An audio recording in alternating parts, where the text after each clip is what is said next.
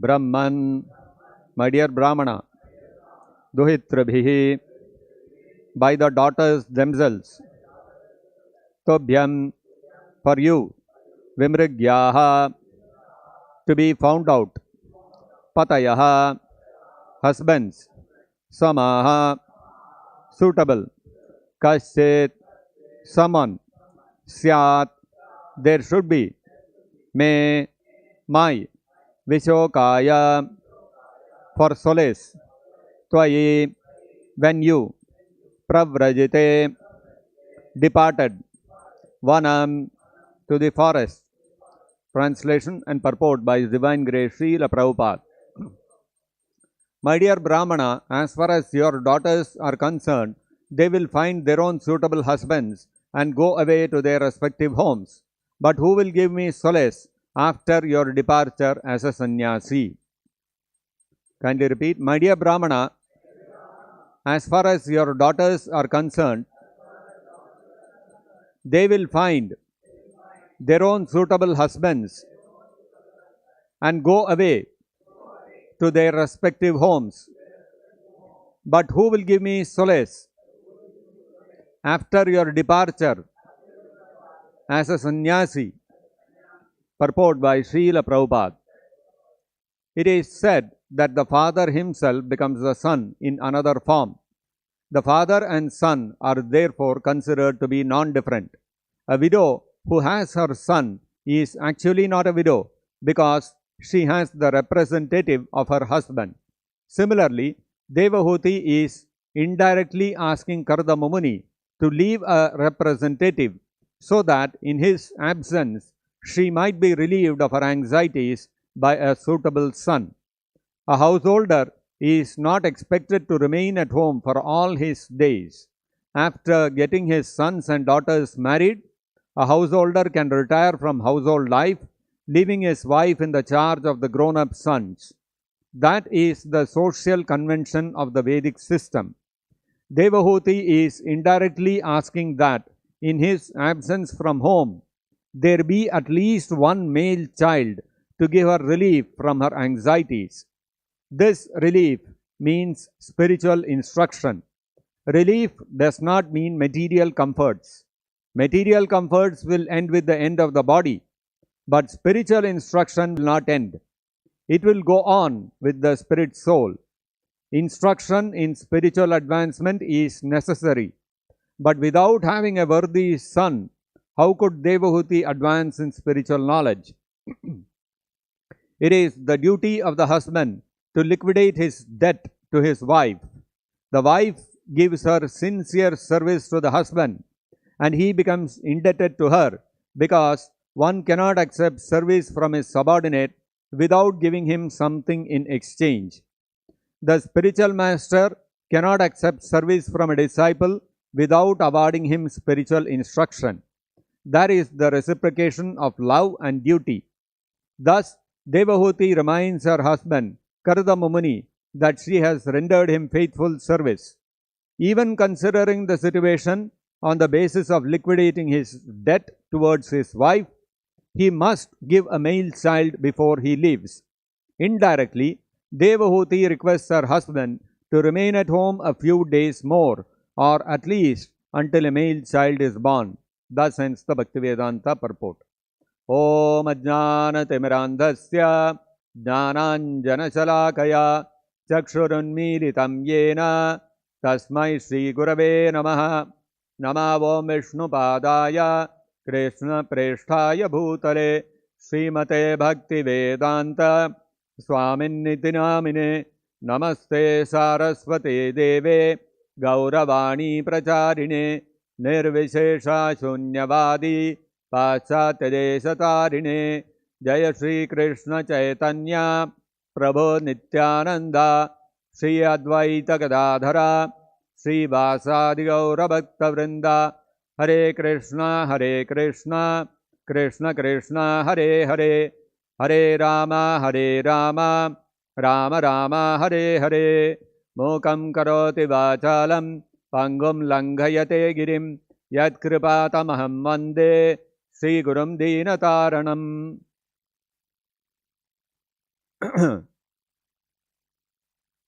Just a couple of days back, there was a shocking news which came in from a neighboring country of India, Nepal. An aircraft which was carrying 72 passengers.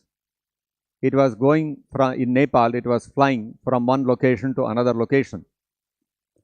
72 passengers were on board. The plane suddenly crashed, and more or less almost all the people on board have died.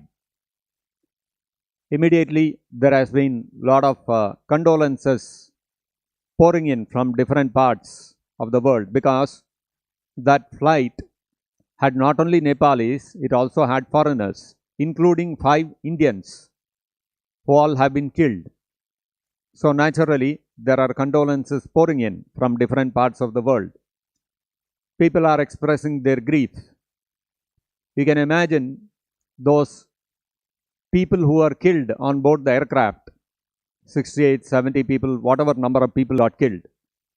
In their houses, how much grief will be there among the people, among the family members, the friends, the relatives. So immediately an investigation has been launched by the government and by the manufacturer of the aircraft to figure out what was the cause of the crash. This crash actually reminds us, I think it was last year, that there was a Malaysian Airlines crash. I think there were 300 or 400 people on board. The plane vanished without a trace, and all the 300, 400 people on board gone. So the whole world became shocked at this incident, and there was a huge search operation carried above the ocean, around the ocean, where the plane had disappeared. And after searching for many days, finally they had to give up because they could not find anything. Later, after several months, a little bit of the wreckage of the plane happened to be seen somewhere on the ocean. So these kind of incidences keep repeatedly happening. Aircraft crashes that keep happening, these are not new. But whenever it happens, immediately there is a lot of shock, there is a lot of grief going on for the various families. So actually, in this material world, no matter what kind of safety precautions we take, no matter how much technology may advance, no matter how much investigation we may do to find out the root cause of such accidents and try to eliminate all the possible causes of such accidents, still accidents will happen, people will die, and it will result in grief for the people who are still living. This cannot be at any point of time escaped, whether it is by road, by ship, by air. You take any form of transport, there will always be accidents and people will die. We hear of so many bus accidents, bus going from Bangalore to Hyderabad. Some truck comes in the opposite direction, there is a crash between the two of them, the bus catches fire, and 30-40 people on board burnt alive. We hear all this kind of stuff. Okay, one truck coming in opposite direction, bus coming in opposite direction and hitting each other is understandable. Few days back, in another city, I think it was in Indore or somewhere in India, one car was moving ahead. From behind, a bike came at great speed, and the guy was not able to control, and he went and crashed into the car, and he flew off from the bike like they show in movies, and his head went and hit the rear windshield of the car, and he broke through it, and half his body is lying inside the car, half his body is lying outside. And there was no fault on the part of the car driver. The poor guy was driving along. From behind, this guy has come and crashed and fallen in. Fortunately, the guy didn't die. He was immediately taken to the hospital. He was treated for his injuries and all that. But you can see how no matter how much safety you may have, okay, one vehicle coming in the opposite direction should not hit the other vehicle coming in the other direction. So let us have a road divider and have a 4-lane road, 6-lane road. You may do all that. But still from behind somebody will come and hit you. Or like it happens in North India and the US, there will be heavy fog during winter. People will not be able to see and there will be a car pile up. One car somewhere will go and stop. Behind him some other guy is coming who is not able to see because of the mist. He will go and crash into him. The moment he crashes into him, behind him there will be another car that will come and crash. Like this, hundreds of cars will pile up. So we have seen all these kind of things. So we may have the best technology. We may have, especially in the US, the cars are all equipped with advanced driver assist systems, wherein if there is a vehicle within a certain distance ahead or behind, it will give a beep, it will give some sort of indication so that the driver can take a corrective action. All those kind of safety features are there. Advanced safety features. Still accidents happen. And what happens is, when such accidents happen, people die, and as a result, all their relatives are immersed in grief. So we may not go on the road, we may not take any mode of transport, we may live inside the house only. But even if you live inside the house, some heart attack will happen, some problem will happen, some disease you will get and you will die. So this material world, that is why Krishna tells in the Bhagavad-gita, it is dukkhalayam ashashvatam. It is a place of misery. You cannot avoid miseries in this material world. It is impossible. No matter how much technology may advance, no matter how many safety precautions you take, whatever you do, still there will be death and there will be grief. To avoid, because people have become very health conscious nowadays. So they feel if you maintain your health nicely, you can live a long life. So people go to the gym to exercise and all that. Now a recent trend that has started happening is, people go to the gym to work out, and in the gym while working out they have a heart attack and die. This is happening, this is reality. And now doctors have started telling, don't exercise too much. Now how much is too much, how much is too less? If you don't exercise enough, you exercise less, then also you will get heart disease. If you exercise too much also, you will get heart disease. So you see, no matter what you do, you exercise, you take all your health precaution, you get your health checkup done, you have the medical insurance, you do everything, still you will get a heart attack, you will get some disease and you will end up in misery. This material world, you cannot escape from misery. It is impossible. Dukkhalayam ashashvatam. This is the nature, fundamental nature of this material world. And to become free from this misery, the material scientists and the people who are engaged in material advancement, economic advancement, technological advancement, they are striving in every way to remove the distress of the people. Some people think we do a lot of economic development, people's distresses will go down. And that is how nowadays countries have a happiness index. They measure the happiness of the citizens. What is the happiness index? Do you have access to education? Do you have access to health care? Do you have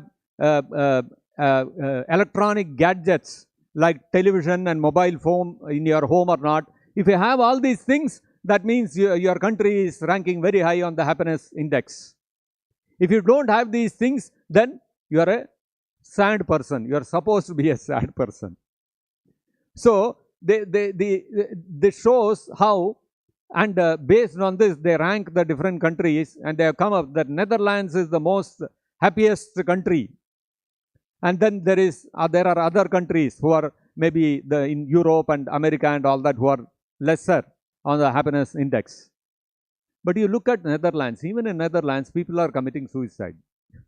Even with all those gadgets and all that great happiness index, still people are committing suicide there.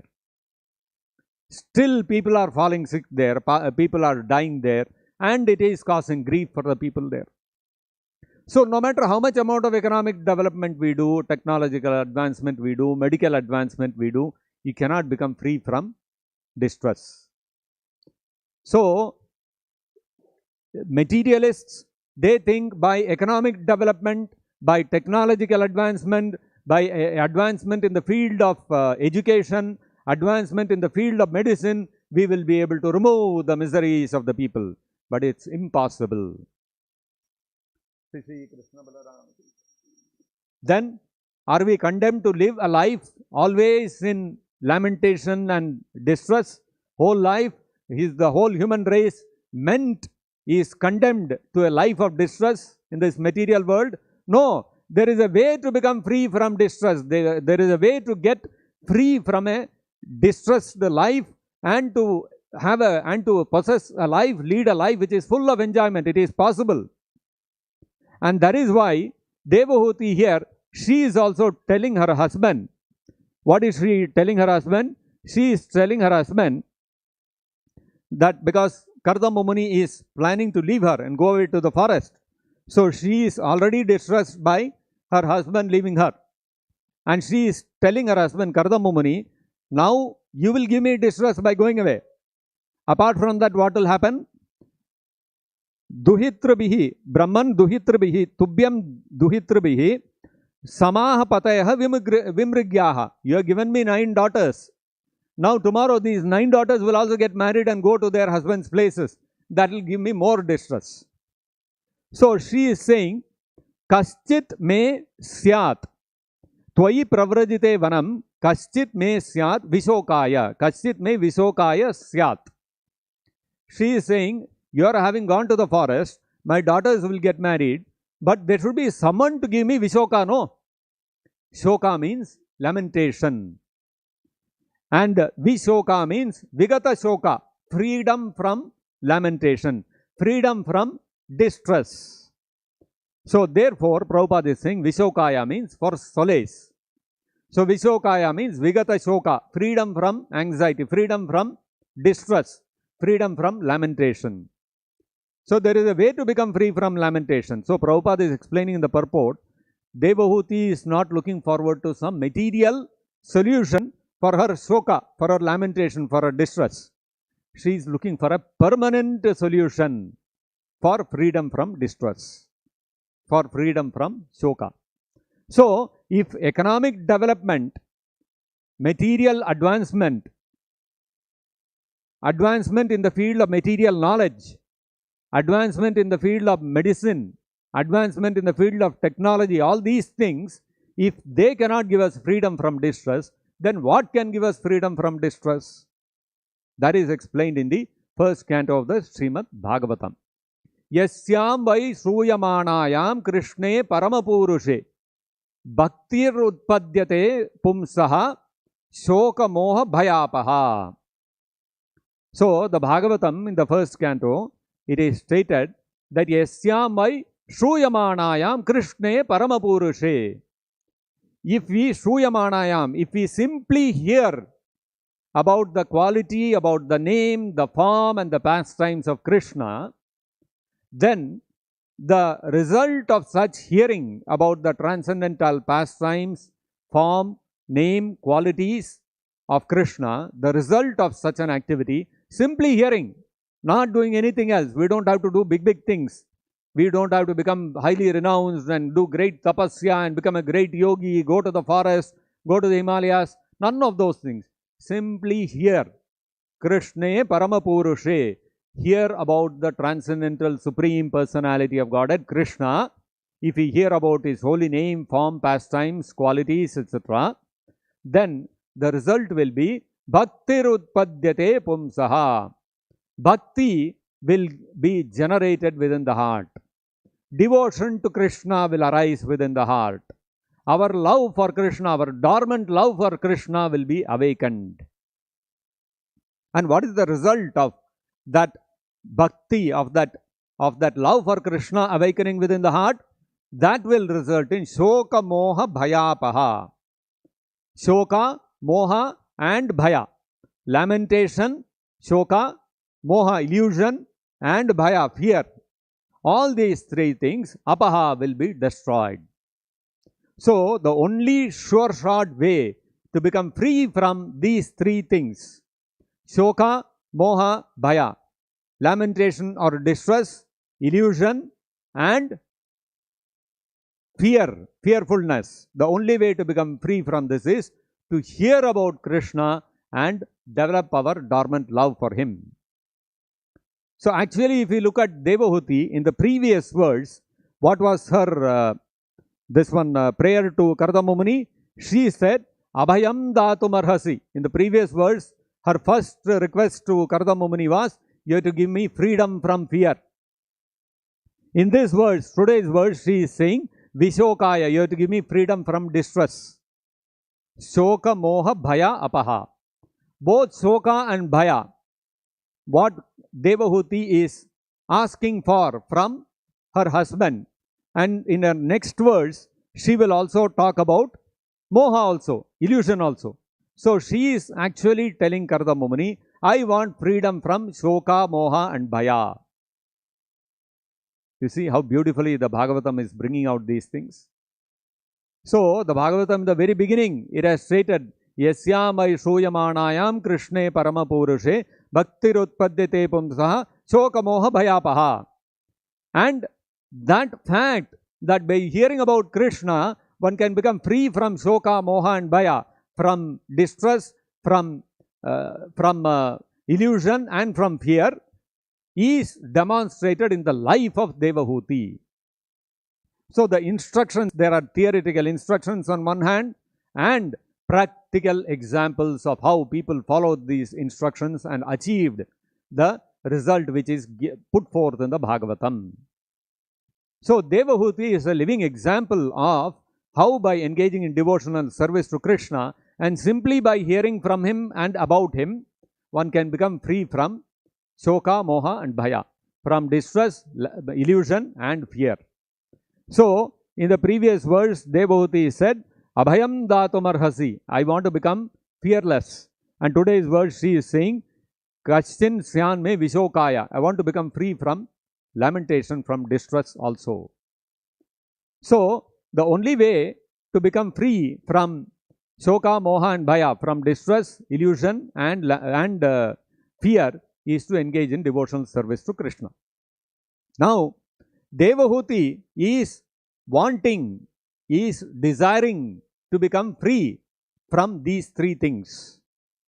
And therefore, on the instruction of her husband, as we will see, she will engage in devotional service to her son, Kapiladeva, who is none other than the incarnation of the Supreme Personality of Godhead. But although desiring such freedom from distress, lamentation, illusion and fearfulness, and desiring such things, engaging in devotional service is not against the devotional principles. And great personalities like Kardamamuni and Devahuti have engaged in such devotional service to become free from these things. And Krishna also mentions in the Bhagavad-gita, towards the end of the 7th chapter, Jara Marana Mokshaya Maam Ashritya Yatantiye. Krishna says that those who take shelter of me, Maam Ashritya Yatantiye, those who take shelter of me and endeavor for what? For Jara Marana Mokshaya, to conquer over old age, birth, death, disease, etc.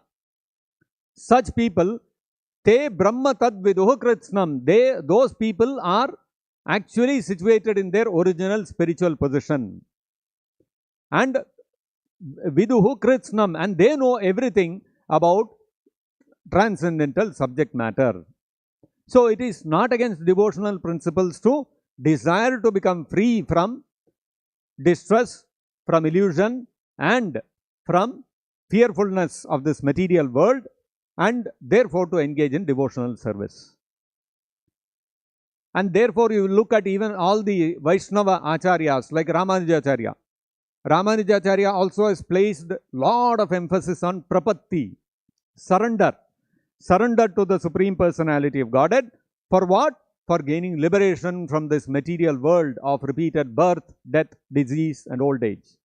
So there is a lot of stress given by Ramanujacharya on prapatti, on surrender. But for what purpose? To become free from our distressful condition in this material world. But if you look at our Vaishnava Acharyas, and beginning with Gaudiya Vaishnava Acharyas, beginning with Chaitanya Mahaprabhu, they followed completely different standard. A very, very high standard of devotional service. A very, very high standard of surrender. So, Chaitanya Mahaprabhu in his Shikshashtaka, what does he say? Na dhanam, na janam, na sundarim kavitam va jagadisha kamaye mama janmani janmani svare bhavatad bhakti rahaitu tvayi. So, Chaitanya Mahaprabhu prays to Krishna, na dhanam, I do not want great wealth.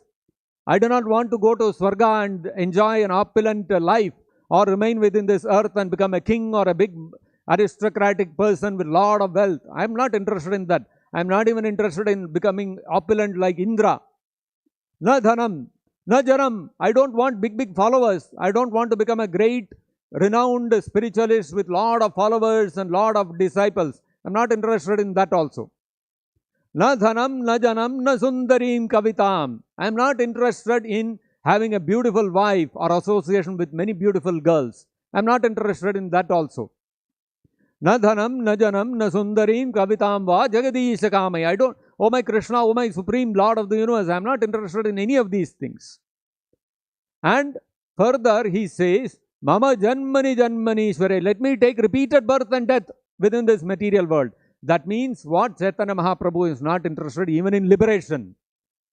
He is not interested even in liberation. Liberation from this material world of distress, illusion and fearfulness. Chaitanya Mahaprabhu is saying, I am not interested. Bhavatad bhakti rahaitu tvayi. What is your interest then? I am interested only in rendering devotional service to you, to please you. So, even the gopis, actually, Chaitanya Mahaprabhu is demonstrating the mood of the gopis, because the gopis are the topmost devotees. The mood of the gopis is described by Krishnadas Kaviraj Goswami in the Chaitanya Charitamrita. He says, Gopira Swabhava Eka Akatya Katana. Gopira Swabhava, the nature of the gopis, Eka Akatya Katana. It has an inexplicable feature to it. The nature of the gopis has an inexplicable feature to it. You cannot explain it. You cannot really assign any reason, logic, and you cannot dissect it and analyze it. The nature, by nature, automatically, from their heart, internally, the gopis have a particular characteristic which is astonishing. What is that? Krishna saha nijalilaya na gopi ramana na sakhi ramana. The gopis, they have no interest, no inclination to enjoy personally with Krishna.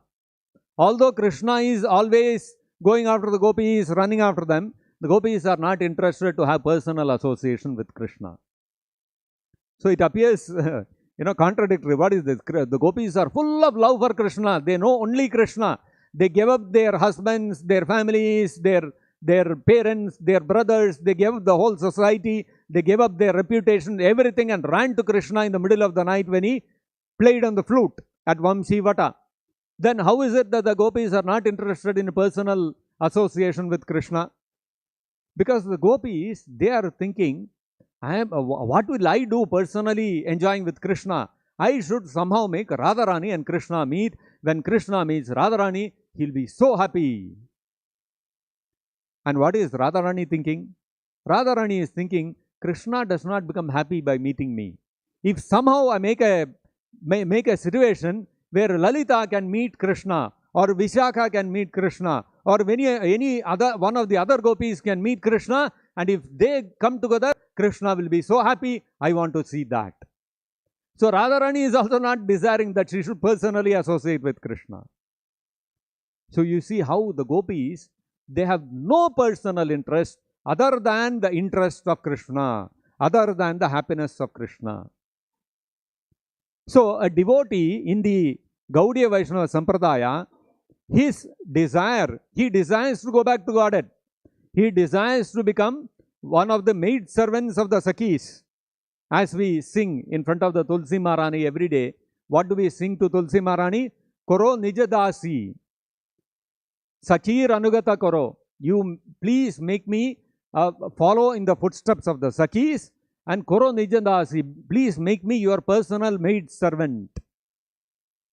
So, then why are we praying like that? If we don't have a personal desire to go and associate with Krishna, why are we desiring like that? Why have the Gaudiya Vaishnava Acharyas taught us like this? This is the prayer we should offer to the lotus feet of Krishna. So, a devotee desires to go back to Godhead, to follow in the footsteps of the Sakis, to become a maid servant of the Sakis, not because it will result in freedom from Shoka, Moha and Bhaya.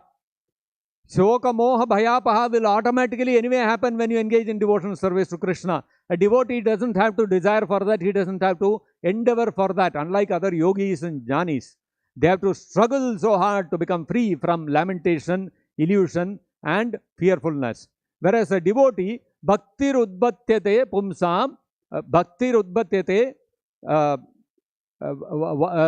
Pumsam, Shoka Moha Bhayapaha. The moment bhakti takes root in the heart, immediately Shoka Moha, everything goes out. So a devotee is not praying to Krishna to go back to Godhead, to become an associate of the Sakis, to engage in devotional service to Krishna there eternally, to become freed from all these things. Then why is he desiring like that? He is desiring like that because by becoming an associate of the Sakis and going back to Godhead, it will please Krishna. It will please our spiritual master Srila Prabhupada. So for their pleasure, a devotee desires to go back to Godhead and to become, to get out of this material world. For personal freedom from Shoka, Moha, Bhaya, a devotee has no desire. And that is why Chaitanya Mahaprabhu said, Mama Janmani Janmani Ishvara. Let me keep taking repeated birth and death within this material world. No problem. For my personal sake, I don't have any desire to become liberated from here. But if I become liberated and go back to Godhead, then Prabhupada and Krishna will become pleased. So therefore, I will endeavor and work hard to go back to Godhead. So you see the standard of surrender, the standard of prapatti that has been given to us by the Gaudiya Vaishnava Acharyas. Such a high standard it is. It is the ultimate measurement, the ultimate measure of the caliber of a devotee, of a pure devotee. So if somebody desires that to become free from Shoka, Moha, Bhaya, I engage in devotional service, he also can become a pure devotee. Not that he cannot become a pure devotee. He also can become a pure devotee. That is why Krishna also says in the Bhagavad-gita, Jara Marana Mokshaya Maam Ashrite Yatantiye. So one can surrender to Krishna and desire to become free also. But the Vrajavasis, if you want to go back to Goloka Vrindavan and become an associate of Krishna in Krishna Loka, then even that desire has to be removed from the heart. One should desire to go back to Godhead, not for my personal freedom from the material distress in this world, but for the pleasure of Prabhupada and Mahaprabhu and Krishna. So this is a very high standard of surrender given by the great Gaudiya Vaishnava Acharyas, coming in the mood of the gopis of Vrindavan. And any which way, either desiring the pleasure of Krishna and Prabhupada or desiring our own freedom from this material world of distress, the fundamental point remains that if we want to become free from Shoka, Moha and Bhaya, if we want to become from illusion, lamentation, and if we want to become free from fearfulness in this material world, only way is to engage in devotional service to Krishna. Either having a material desire or having a spiritual desire or having no desire other than the pleasure of Guru and Krishna, one must engage in devotional service to Krishna. That is the only way to become free permanently from all these things. Other process of yoga, jnana, etc. cannot give us complete freedom from Shoka, Moha and Bhaya eternally. That is possible only on the platform of devotional service. And that is why Bhagavatam also recommends Akamaha sarva kamo va moksha kama udara dihi. Whether one may have all material desires or one may have no material desires, only the pleasure of Krishna and Prabhupada, or one may be mokshakami, one may be desiring freedom from Shoka, Moha and Bhaya like Devahuti is expressing here. Tivrena bhakti yogena yajeta param purusha.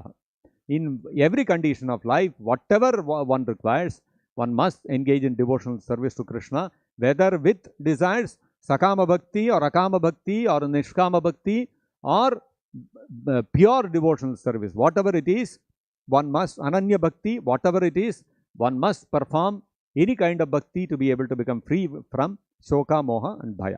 Otherwise, there is no other alternative. This is demonstrated by the personal life of Devahuti here. So, I will stop here. If anybody has any question or comment, yes, please.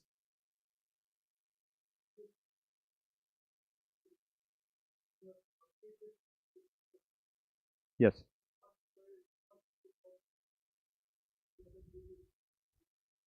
Yeah.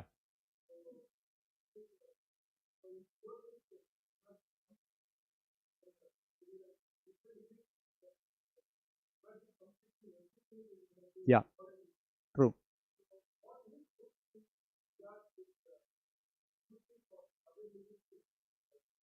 So, if somebody has fully surrendered to Krishna, then Devarshi Bhutarthan Rinam Pitrunam Nayam Rinina Kinkaro Rajam.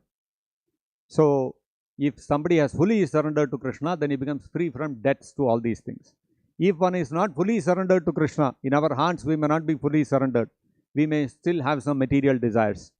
So, for such devotees, what is the thing? The point is that nobody can surrender to Krishna fully all of a sudden. Just like that, suddenly one cannot. That full surrender comes over a period of time by cultivating devotional service to Krishna under the guidance of a pure devotee. So, we may not have surrendered fully to Krishna yet. Just because we have joined the temple, we have joined Prabhupada's mission, does not mean that we have all become pure devotees, completely surrendered to Krishna and freedom from all material desires.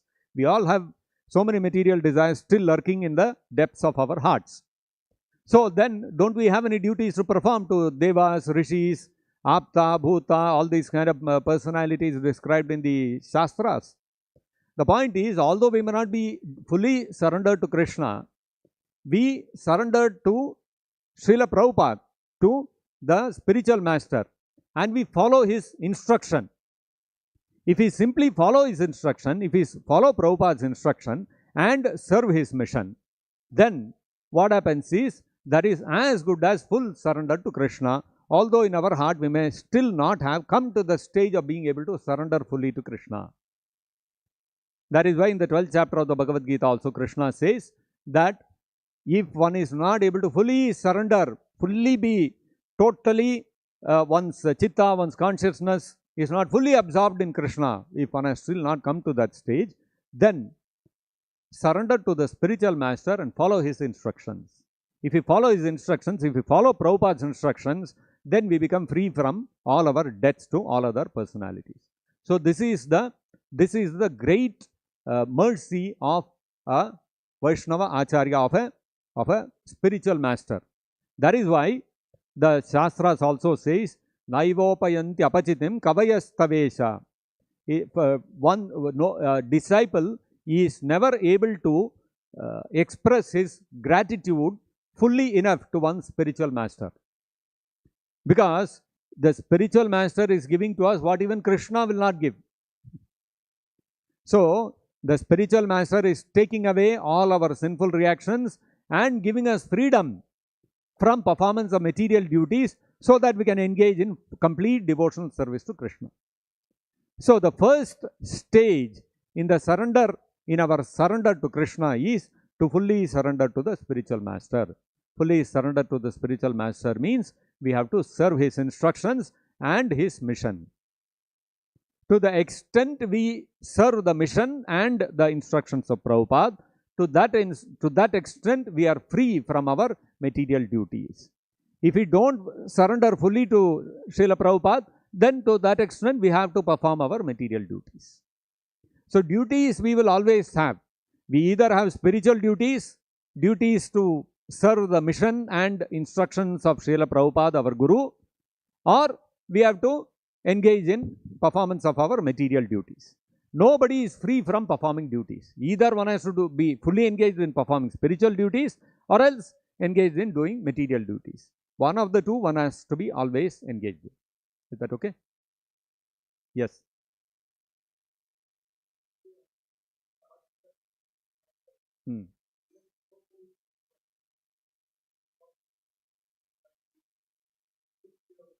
Yes. Hmm.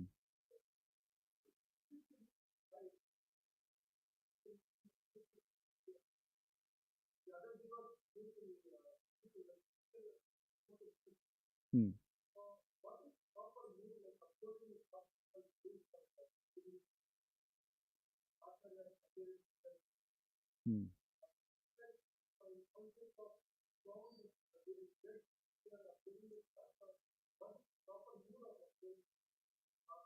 So the question is that we are indebted to any service anybody renders to us. So our acharyas have given us so much transcendental knowledge through their bhajans, through their literature, etc. So therefore, we have to fulfill our debt to them by observing the acharya appearance disappearance day. That's the question, right? So the mood when we observe an acharya's appearance and disappearance day, is it in the mood that we are performing our duty to remove our debt to them? That's why we are observing. That's the question, right? So there are so many acharyas whose appearance and disappearance day we don't observe. Baladev Vidyabhushan, Rupa Goswami, Sanatan Goswami, we don't observe their appearance disappearance days, right? So does that mean that we are not grateful to them? So the point is that the acharyas have designed a set of rules and regulations that we have to follow. We have to fast on Ekadashi, we have to fast on Janmashtami, we have to fast on certain acharya disappearance, appearance days. That Guru has to tell. Our Guru, Srila Prabhupada, has told, up to Jagannath Das Babaji Maharaj, appearance, disappearance days, you observe fasting. Beyond that, no need. So we follow that. Initially, we may follow those things in the mode of duty. What is the duty? My spiritual master has told me to do it, therefore I am doing it. And obviously, I am doing it. Why? Because these are great acharyas who have given us so much transcendental knowledge, and by their mercy, by observing their appearance, disappearance days, I can invoke their mercy and I can advance quickly in devotional service. That is also there. But factually speaking, the performance of these rules and regulations, observance of these rules and regulations are designed and given to us by the acharyas, not simply as a matter of fulfillment of duty. In the material world, we have so many duties to perform towards Devarshi, Bhutartha, Nrinam, Pitrunam, etc. Towards our ancestors, towards the Devatas, etc. Why? Because that's just that duty. We have received something from them, so we have to give it back. So it's a performance of duty. And you perform that duty, you will get punya karma in return and you will be able to enjoy more in the material world. That's all it is. But in the case of these spiritual rules and regulations in devotional service given by our acharyas, it does not end with simply as a matter of performance of duty and repaying our debt to them. It doesn't end there. On the other hand, what happens is, as the Bhagavatam mentions, Bhaktya Sanjataya Bhaktya. These observance of these rules and regulations, like getting up for Mangalarti, chanting 16 malas, following some acharya's appearance, disappearance day, all these kind of things, actually, all these activities in devotional service which Prabhupada has given us, the previous acharyas have given us, all these constitute Vaidhi Bhakti. And performance of such Vaidhi Bhakti, Bhaktya, Sanjataya Bhaktya, such Vaidhi Bhakti, performance of Vaidhi Bhakti, will generate Prema Bhakti, Bhava Bhakti in our heart. So do not think that it is simply a mere performance of my duty. My duty is there, I have to do it, so impersonally, do it and follow. And now I observed it, over, khatam, my debt is over. It's not really just mitigation of your debt towards that acharya. It is going to give you Prema Bhakti, Bhava Bhakti for Krishna. So it has great value beyond just performance of duty. So initially we may do it as our duty because Prabhupada has told us, but gradually that performance of the same rules and regulations, it will generate Bhava Bhakti, and we will come to a stage where when we follow those, when we observe those rules and regulations, it will remind us of those great acharyas, and it will generate all kinds of bhava within our heart. Tears will start flowing from the eyes, hairs will start standing on end, voice will get choked, all these things will happen. We have seen Prabhupada also in some rare occasions when Prabhupada speaks of Bhakti Siddhanta Saraswati Thakur on his appearance or disappearance day. Some 1 or 2 lectures are there. Prabhupada's voice starts get choked up, and we can, when we hear the tape, we can understand their tears also would have been flowing in Prabhupada's eyes. So you see, it is not just performance of duty, bhava is also there. So of course, for Prabhupada is not on the stage of Vaidhi Bhakti. It is not that he has to perform this Vaidhi Bhakti to be able to generate that Bhava Bhakti. No. Because Prabhupada is filled with Bhava for Bhakti Siddhanta Saraswati Thakur, therefore he is following the fasting on his appearance and disappearance days. So in our case, it's the reverse. Because Prabhupada has told us, therefore we have to fast on Prabhupada's appearance, disappearance days. We have to fast on Bhakti Siddhanta Saraswati Thakur's appearance, disappearance days. Gaur Kishore Das Babaji Maharaj's appearance, disappearance days. But gradually, as we go on doing, bhava will come in our heart, and because of that bhava, we will automatically follow those fasting and non-fasting and feasting and all those activities. So this is a process, transcendental process of Vaidhi Bhakti, which is given by our acharyas, so that Bhaktya Sanjataya Bhaktya, that Vaidhi Bhakti will generate, will lead to the awakening of Bhava Bhakti in our heart. So it's not just limited to performance of duty and clearing of our debts. Is that okay? Anybody else? Yes.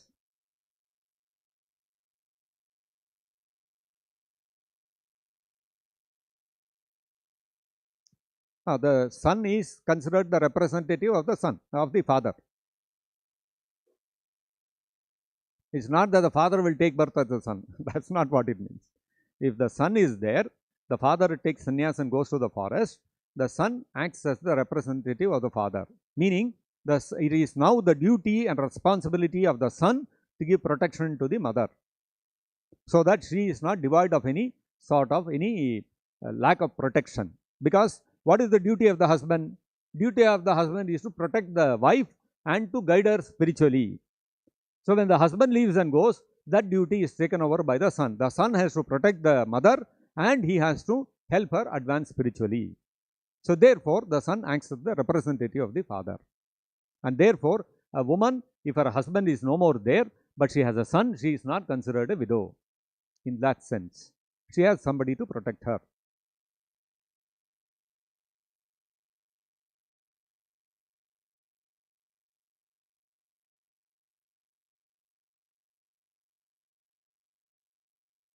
So she is explaining, Kaschin Syan me Vishokaya, that who will guide me spiritually so that I become free from this Shoka, Moha, Bhaya. That is her worry, because she is not worried about material opulence. She left all that kingly opulence and came to the forest, to the ashram of Kardama Muni. So she is not interested, she is not talking about material, prosperity, material comforts. There should be some money, someone to take care of my, khana, pina, sona, who will take care of all that. That's not her worry. So if she had all that worry, she would never have left the palace and come to the ashram of Kardama Muni. Because people who have such material outlooks, material dependence, they will always want to go one step higher. If I have 1 crore rupees today, my aspiration will be tomorrow I should have 2 crore rupees. Nobody will say that 1 crore rupees is there, all my future is settled, so let me give that 1 crore away and let me become a destitute. Nobody will want to do that. They will only aspire for the next higher thing. So if Devahuti had that kind of material viewpoint, she would have only thought, okay, I am now Swayambhu Manu's daughter, so let me marry some Gandharva, because even Gandharvas were captivated by her beauty. As it is, as Kardama Muni mentioned in the beginning, when Swayambhu Manu came to hand over his daughter Devahuti to Kardama Muni, he told, I have heard that your daughter is so beautiful that a Gandharva was going in a plane and he got stunned and fell off his plane when he saw your Devahuti's beauty. So she could have said, great, she could have chosen any Gandharva, any person in the Swargaloka to marry and elevate herself materially to that position, far more secure position.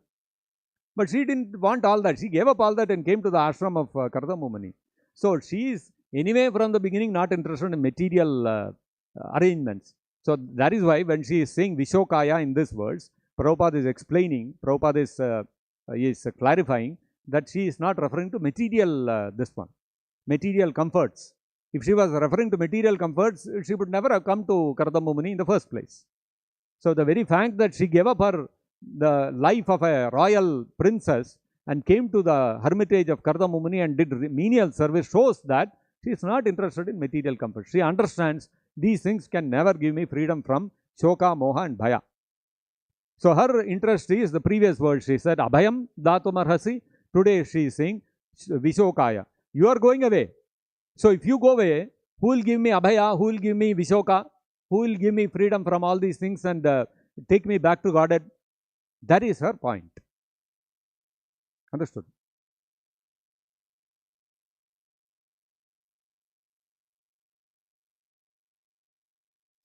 Today in Kali Yuga, if you have a son also, you will not progress. If you don't have a son also, you will not progress. We are talking about great personality like Kardama Muni was a pure devotee. Therefore, Devahuti's distress is understandable. Oh, until now I had the shelter of a pure devotee. Now you are going away. So where will I go for my spiritual shelter? That is her this one. Today husband is also fallen. So if the woman remains in the shelter of the husband, she will anyway go further into Shoka, Moha and Bhaya. Forget about Vishoka and Abhaya. So in Kali Yuga, all these things will not work. In Kali Yuga, you have to take shelter of Prabhupada, and if some woman is there, she is fortunate that her husband is also a devotee, then okay, she has got some this one. But these examples, we cannot, we should not become, we should not live in some utopian world thinking that okay, in our institution also, women should be serving the husband and they should be very faithful to them and like Devahuti, they should be fully surrendered to us. Those are all meant for great personalities. Here in our Kali Yuga, men are also equal to women. So there is no distinction between both of them. Both of them get initiated by Prabhupada, accept Prabhupada as the Guru and execute devotional service, help each other and go back to God. That's all. One is helping the other. That way we have to see. There is no question of surrender between one and the other. Okay, for the sake of harmonious family life, one may take a little more dominant position, one may take a little, because somebody has to be subordinate, somebody has to be dominant. But the understanding is not that it's not an absolute surrender like Devahuti did, because Devahuti, there was meaning in Devahuti surrendering to her husband fully also. Because her husband had that, she was such a great pure devotee, Lord Vishnu personally came and gave him audience. So he is not an ordinary person. Such a person is there, you can surrender fully, no harm. But today's people are all not like Kardama Muni. They are more like Ravanas and Hiranyakashipu. So what is the point in surrendering to them? All of us are representatives of Hiranyakashipu and Ravana. So we are not representatives of pure devotees like Kardama Muni. So we should not